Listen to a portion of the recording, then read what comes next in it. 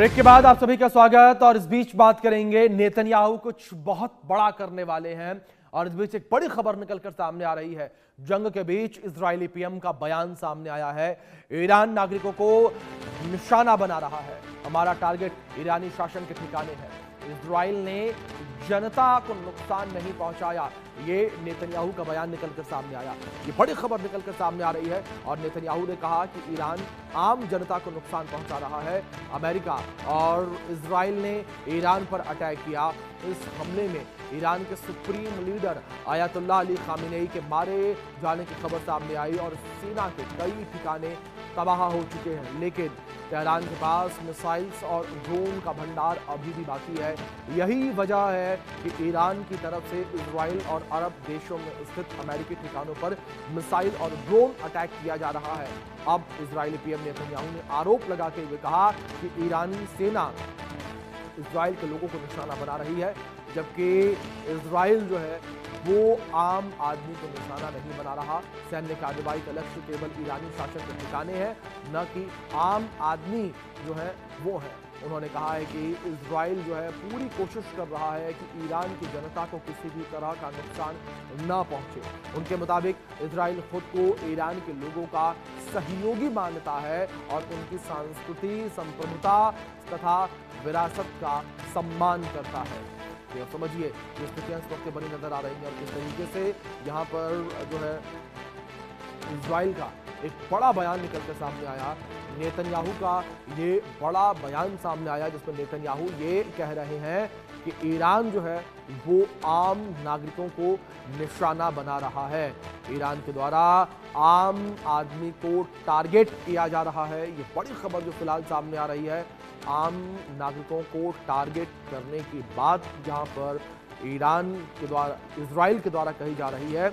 और इजराइल का यह कहना कि हम जो है ईरान के सैन्य ठिकानों को और ईरान के शासन के ठिकाने को टारगेट कर रहे हैं, लेकिन यहां पर जनता को नुकसान पहुंचाया जा रहा है ईरान के द्वारा। एक बड़ा बयान यहां पर ये ईरान का सामने आया। बेंजामिन नेतन्याहू का ये बड़ा बयान जो है सामने आया है, जिसमें बेंजामिन नेतन्याहू ने ये कहा कि ईरान आम नागरिकों को निशाना बना रहा है, उनके ऊपर अटैक कर रहा है। ये बड़ी खबर जो फिलहाल निकलकर सामने आई है। इजराइल ने जनता को नुकसान नहीं पहुंचाया है। ये ईरान के ऊपर आरोप जो है वो इजराइल के द्वारा लगाए जा रहे हैं और इजराइल जो है ये गंभीर आरोप लगा रहा है। एक बड़ी खबर ये फिलहाल निकलकर सामने आ रही है। तो युद्ध के बीच जो है यहाँ बड़े आरोप ईरान के ऊपर लगाए गए हैं। बड़ी अपडेट जो फिलहाल निकलकर सामने आ रही है, ये बड़ा आरोप जो है वो लगाया गया। ये बड़ी खबर जो फिलहाल निकलकर सामने आ रही है।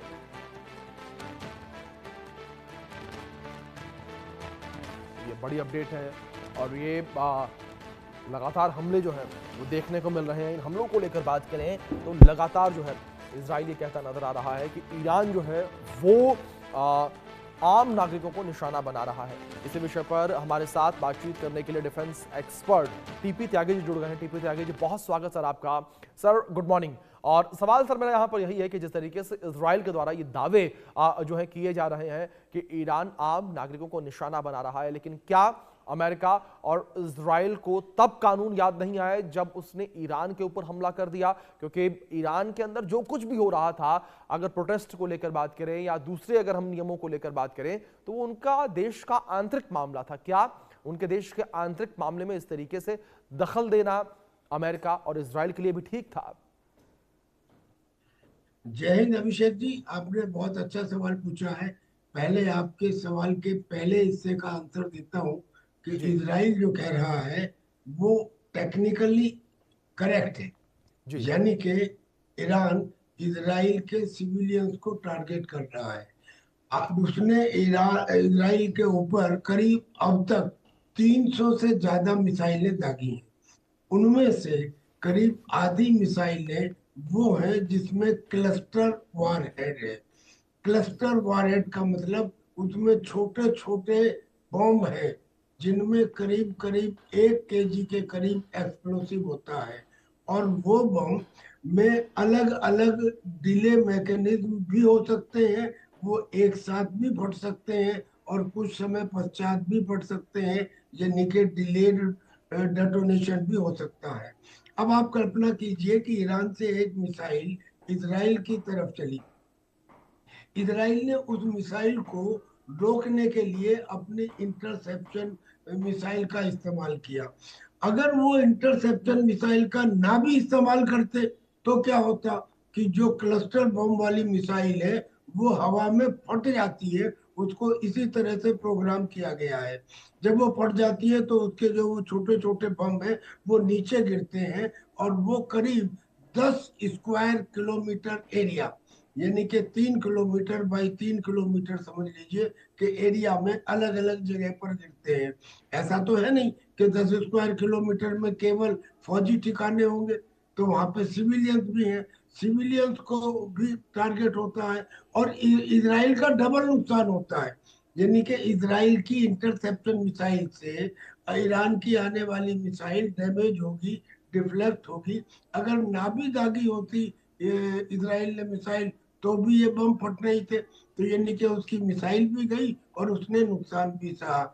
इसराइल ने तो अभी तक कोई क्लस्टर हेड जी वाला या वार हेड वाला मिसाइल नहीं दागी है ईरान के ऊपर। तो पहला पॉइंट ये कि जो इसराइल ने कहा वो सही कहा। दूसरा, आपने कहा कि आज इसराइल कह रहा है, इसराइल को और अमेरिका को क्या जरूरत थी ईरान में अटैक करने की।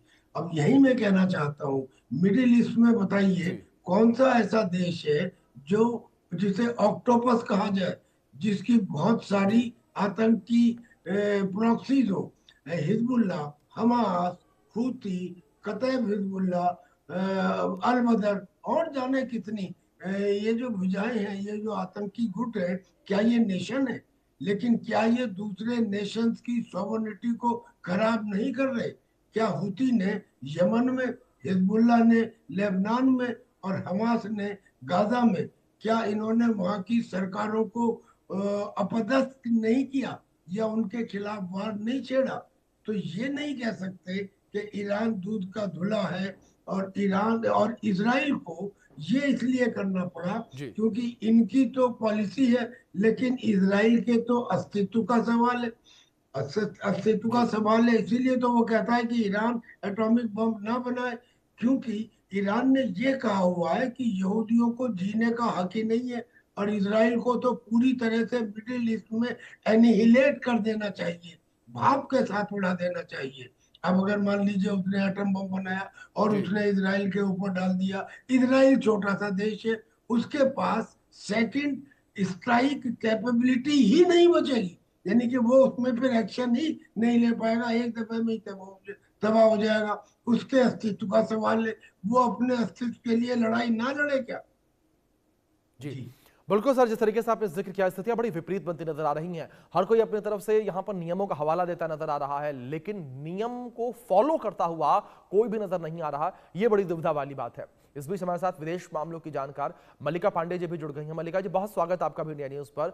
और मल्लिका जी, मेरा सवाल आपसे यहां पर यह है कि जो आप स्थितियां इस वक्त बनी नजर आ रही हैं, उन स्थितियों को मैं आपसे समझूंगा, लेकिन कुछ 4 तस्वीरें निकलकर सामने आई हैं। एक बार उन तस्वीरों पर नजर डाल लेते हैं।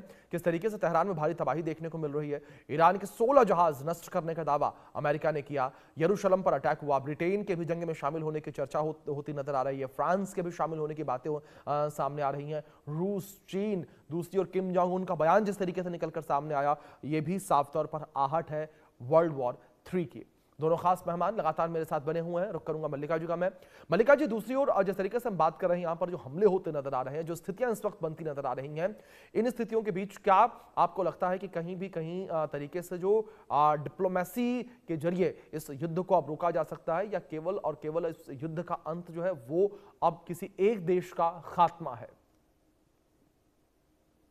अभिषेक जी, अगर हम थोड़ा सा इसमें हिस्टोरिकली जाएं तो जी 1980 से 1988 तक इराक को यूएस ने बैक किया था।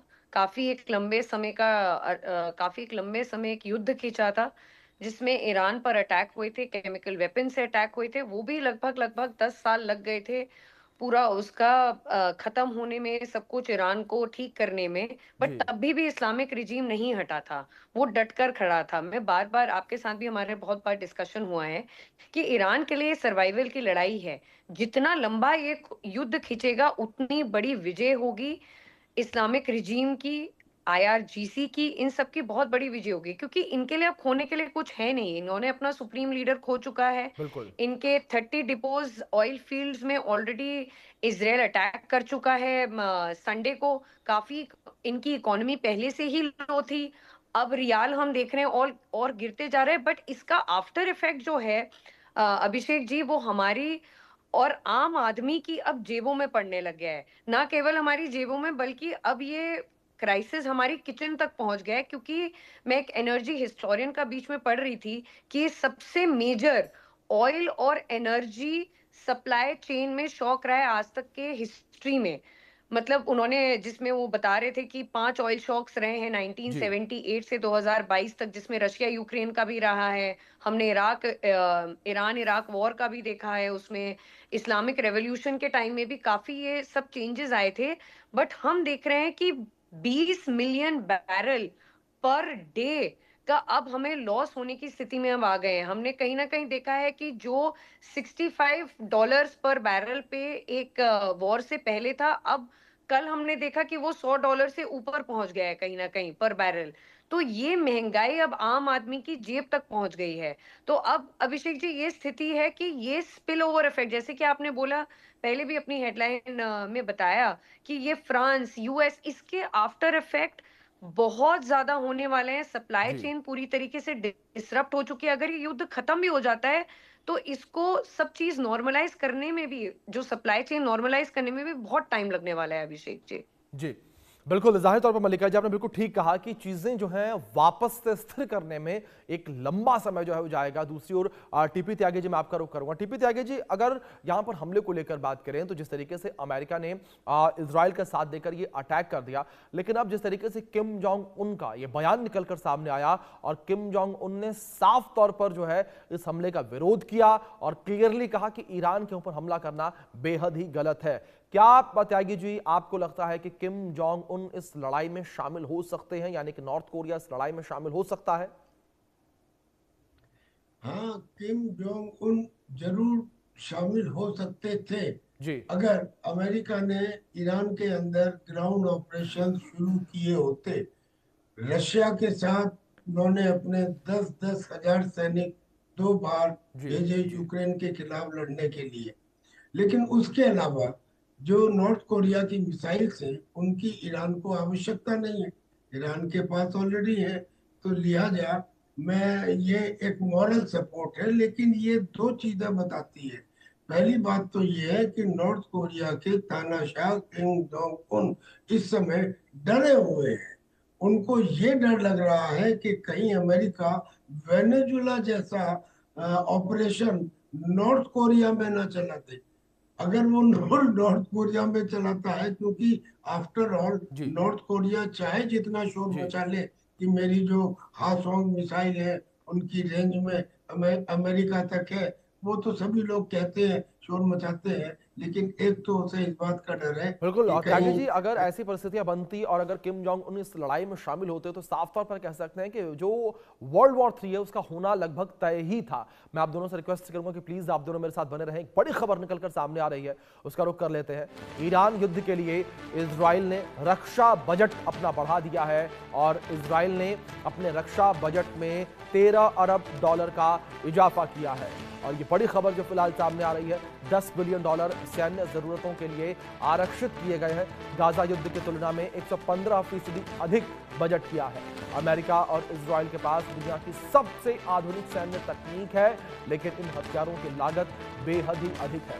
अमेरिका को हर दिन करीबन $1 अरब खर्च करने पड़ रहे हैं। हालांकि अमेरिका का रक्षा बजट लगभग $1 ट्रिलियन के आसपास है, लेकिन समस्या कुल खर्च नहीं बल्कि हथियारों के प्रति यूनिट लागत है। और उदाहरण के लिए अमेरिकी पैट्रियट और टॉम हॉक मिसाइलों की कीमत लगभग 10 से 30 लाख डॉलर तक की होती है।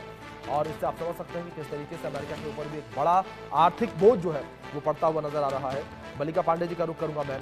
मल्लिका जी, अगर बात यहां पर आर्थिक स्थिति को लेकर करें तो लगातार इस युद्ध के बीच ये भी कहा जा रहा है कि ये जंग भले ही ईरान हार जाए, क्योंकि ईरान कहीं से कहीं तक ये जंग जीतने में सक्षम नहीं है, लेकिन ईरान जो है जितना लंबा इस जंग को खींचेगा उतना वो अमेरिका को आर्थिक रूप से कमजोर करेगा, तोड़ देगा और आर्थिक रूप से ये जंग जीत जाएगा। बिल्कुल अभिषेक जी, जैसे मैंने पहले भी पॉइंट आउट किया है जी। कि रिजीम की विक्ट्री तभी होगी जब तक ये युद्ध बहुत लंबा खिंचता है। अगर आप जैसे पहले भी देखेंगे, तो मैं अभी कहीं पढ़ रही थी, तो $2 बिलियन का ऑलरेडी लॉस हो चुका है। काफी इजराइल देखिए, कुछ हजारों के ही हमने देखे कि जो शाहिद ड्रोन्स हैं या बैलिस्टिक मिसाइल्स हैं, वो सब ईरान खुद ही मैन्युफैक्चर कर रहा है, अपनी खुद की फैक्ट्रियों में मैन्युफैक्चर कर रहा है। और उनका अगर आप कॉस्ट कंपैरिजन करेंगे, जो इंटरसेप्टर्स, जो पेट्रियट जी। इंटरसेप्टर्स हैं, ये सब इंटरसेप्टर्स जो यूज कर रहा है अमेरिका और इजराइल, वो काफी महंगे हैं। तो $2 बिलियन का ऑलरेडी लॉस हो चुका है। तीन आप देखिए, 800 करोड़ का एक फाइटर जेट होता, एक F-15 था अमेरिका का। ऐसे तीन अमेरिका के ऑलरेडी F-15 कुवैत में हमने देखा कि लॉस हो चुके हैं। इंटरसेप्टर्स हम कंटिन्यूअसली लूज कर रहे हैं। कुछ हजारों डॉलर के ड्रोनों को रोकने के लिए कितने मिलियंस की इंटरसेप्टर्स यूज कर रहा है अमेरिका। तो ये रेगुलर बेसिस पर हो रहा है। उसने अपने गल्फ कंट्रीज को भी लेंड किए हैं। बट इसमें देखने लायक अभिषेक जी जो बात ये है, हम कितनी बार बोलें कि ट्रम्प एक फेल्ड स्टेट्समैन है, बट वो एक बहुत ही स्मार्ट बिजनेसमैन है। आप कहीं ना कहीं देखिए कि ये युद्ध का जैसे ही छिड़ती है जंग, तो उनकी अमेरिका की जितनी भी फैक्ट्रीज है, आर्म्स और एम्यूनिशंस की फैक्ट्रीज हैं, उनका कारोबार तेज होने लग जाता है। हमने नेटो के टाइम में यही देखा। देखिए, अमेरिका ने नेटो को आंख दिखाई, ग्रीनलैंड को आंख दिखाई, तो नेटो कंट्रीज ने क्या कहा, अभी मैं फ्रांस का पढ़ रही थी, उसने बोला कि अब हम न्यूक्लियर वॉरहेड स्ट्रॉन्ग करेंगे, अपने एम्यूनिशंस पर खर्च करने लग गया। जर्मनी काफी परचेज करने लग गया, काफी मैन्युफैक्चर करने लग गया। तो ये आर्म्स और एम्यूनिशंस का जितना सर्किट है, ये बढ़ने लग जाता है। तो ट्रम्प के लिए, अमेरिका के लिए ओवरऑल फायदेमंद रहता है कि कहीं भी युद्ध हो। तो अभिषेक जी, वो एक बहुत ही स्मार्ट बिजनेसमैन है, और ये पूरे, वो किसी भी एंड गेम से किसी युद्ध में नहीं जी। घुसते हैं। उनको ये पता होता है कि हमें इसमें इसलिए घुसना है ताकि जी। पूरा वर्ल्ड मतलब जितना वोलेटाइल रहेगा उतना ही लोग डरेंगे, उतना ही कंट्रीज परचेज करेगा अपना हमारा आर्म्स और एम्यूनिशंस। तो ये इसमें बिल्कुल। इजराइल को भी देखिए, इजराइल किससे खरीद रहा है जितने आर्म्स और एम्यूनिशंस हैं। अभी बिल्कुल उसने ट्रेड बिल्कुल डील आर्म्स मल्लिका और जी, जिस तरीके से एम्यूनिशंस की आपने अमेरिका ट्रंप के को साथ की यहाँ है। पर एक बिजनेसमैन बताया, उन्हें आपने बताया कि किस तरीके से एक बेहतर बिजनेसमैन है, उनकी स्ट्रेटजी काफी बेहतर रहती है, लेकिन जिस तरीके से यहाँ पर अमेरिका के द्वारा ये अटैक ईरान के ऊपर किया गया है, ये अटैक कितना ज्यादा प्रभावशाली साबित होता हुआ नजर आ रहा है अमेरिका के हित में, इसे भी हम समझने की कोशिश करेंगे। क्योंकि जिस तरीके से अमेरिका ने यहाँ पर ये अटैक किया है, इसका दुष्प्रभाव भी अमेरिका के ऊपर पड़ता हुआ नजर आ रहा है।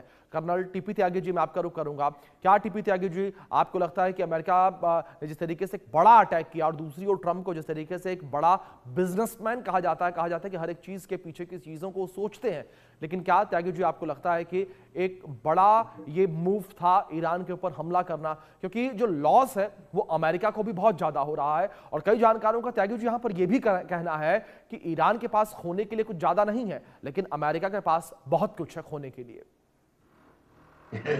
बिल्कुल ठीक कह रहे हैं अभिषेक जी आप, और मल्लिका जी ने भी बिल्कुल ठीक कहा है। मैं दोनों की बातों से सहमत हूँ, और ये भी बताना चाहता हूँ कि एक ड्रोन करीब 18 लाख रुपए का, जी। और एक मिसाइल, अगर वो पैट्रियट मिसाइल है जो इंटरसेप्शन के लिए दागी गई है, वो करीब 30 करोड़ से ज्यादा। और अगर वो मिसाइल थर्ड सिस्टम की है तो 100 करोड़ से ज्यादा। अब यानी कि एक ड्रोन के लिए 30 करोड़ या 100 करोड़ की मिसाइल का आप इस्तेमाल करें उसे इंटरसेप्ट करने के लिए, ये गारंटी नहीं है कि वो उस मिसाइल से इंटरसेप्ट हो ही जाएगा। और ये भी गारंटी नहीं है कि जो एनिमी की मिसाइल है, अगर उसे इंटरसेप्ट कर लिया तो वो पूरी तरह न्यूट्रलाइज हो जाएगी। इंटरसेप्शन का मतलब होता है केवल damage and deflect. It does not necessarily means neutralizing the missile. इसका मतलब कि 100% रिजल्ट की गारंटी नहीं, और जो उसमें नुकसान हुआ वो 200 से 2000 गुना जितना एनिमी का एक जी मिसाइल या ड्रोन था। जी। तो ये नुकसान तो हो रहा है अमेरिका को। अच्छा, मल्लिका जी ने बिल्कुल सही कहा कि भाई नुकसान हो रहा है, लेकिन क्या जरूरत है अमेरिका को पूरी दुनिया में 750 अलग अलग देशों में मिलिट्री बेस बनाने की? वो मिलिट्री बेस इसीलिए तो बनाए गए हैं, इसीलिए तो डोनाल्ड ट्रंप ने अपनी डिफेंस मिनिस्टर का नाम बदलकर युद्ध मिनिस्टर रख दिया है। मालूम आपको, पहले वहां पे मिनिस्ट्री जी ऑफ डिफेंस होती थी, अब उन्होंने हेगसेथ को कह दिया है कि आप हमारे युद्ध जी। मिनिस्टर हैं। यानी कि युद्ध has become a part of the state policy. ना रहा होता तो 750 मिलिट्री बेस ना होते। बिल्कुल और अगर ये है तो ये इसीलिए तो है कि युद्ध चलता रहे, ताकि लॉकहीड मार्टिन को बराबर ऑर्डर्स मिलते रहे और वो बिल्कुल, जाहिर तौर हथियार पर एक बना। तरीके से सर कह सकते हैं कि ट्रंप ने आग में घी डालने का काम किया है, युद्ध को भड़काने का काम किया और अपने मुनाफे के लिए ये काम किया है। आप दोनों प्लीज मेरे साथ बने रहें। इस बीच एक बड़ी खबर निकलकर सामने आ रही है। ईरान, इजराइल और यूएस में जंग का 12वां दिन है और युद्ध में अब तक 150 यूएस सैनिकों के घायल होने की जानकारी है, अमेरिकी सैनिकों के घायल होने की जानकारी है और ईरानी हमलों में 7 सैनिकों की मौत की खबर सामने आई है। 7 अमेरिकी सैनिकों की मौत जो है वो इन हमलों में हुई है। ये बड़ी खबर जो फिलहाल निकलकर सामने आ रही है। तो लगातार ईरान के द्वारा हमले किए जा रहे हैं, ईरान भी पीछे हटने को राजी नहीं है। ट्रंप तमाम चेतावनियां जो हैं वो ईरान को देते नजर आ रहे हैं, लेकिन ईरान जो है वो पीछे हटने को राजी नहीं है। अब मल्लिका जी, मैं आपका रुख करूंगा। और मल्लिका जी, जिस तरीके से यहाँ पर ईरान पीछे हटता नजर नहीं आ रहा, क्या मल्लिका जी आपको लगता है कि ईरान इतना स्ट्रांग है कि वो अमेरिका के सामने 6 महीने से ज्यादा टिक पाए, जिस तरीके से दावे ईरान के द्वारा भी किए जा रहे हैं? Abhishek ji, during the start of the war कहीं ना कहीं अमेरिका को ये लग रहा था कि सिर्फ इसराइल पर ही वॉर का इफेक्ट आएगा या मिसाइल्स आएंगे। अभी आप देखिए कि स्पिल ओवर इफेक्ट एक खाड़ी के देशों में भी आ रहा है और इन खाड़ी के देशों को में सबसे ज्यादा यूएस मिलिट्री बेसिस थे। कहीं ना कहीं जैसे मैंने पहले भी बोला अभिषेक जी, ईरान के लिए ये एक सर्वाइवल की लड़ाई है। जी ईरान साइकोलॉजिकल और इकोनॉमिक पीयर प्रेशर कहीं ना कहीं लगा रहा है उसके। बार बार ये आप देखिए, आईआरजीसी के और जितने भी मिलिट्री एडवाइजर्स हैं उनके बार बार ये ओपिनियन आ रहे हैं कि हम 1 लीटर तेल भी नहीं जाने देंगे खाड़ी के देशों से बिल्कुल। बाहर। आज के टाइम में क्या हो रहा है अभिषेक जी, इनका सऊदी अरेबिया का सबसे बड़ा ऑयल रिफाइनरी बंद है, सबसे बड़ा कतर का गैस मैन्युफैक्चरर बंद है, वहां की रिफाइनरी बंद है। बहरीन की सबसे बड़ी ऑयल रिफाइनरी को अभी मंडे को ईरान बिल्कुल ने मल्लिका जी, टारगेट मतलब ये किया कहा है। जाए कि ईरान यहाँ पर जी। अमेरिका के ऊपर दूसरे तरीके से दबाव बनाने की कोशिश कर रहा है, प्रेशर डालने की कोशिश कर रहा है। फिलहाल बहुत शुक्रिया आप दोनों मेहमानों का जुड़ने के लिए और इन इस पूरी बातचीत के लिए, जानकारियों के लिए भी। वक्त एक छोटे से ब्रेक के लिए रुकेंगे, लेकिन ब्रेक पर जाने से पहले एक नजर इस वक्त की हेडलाइंस पर।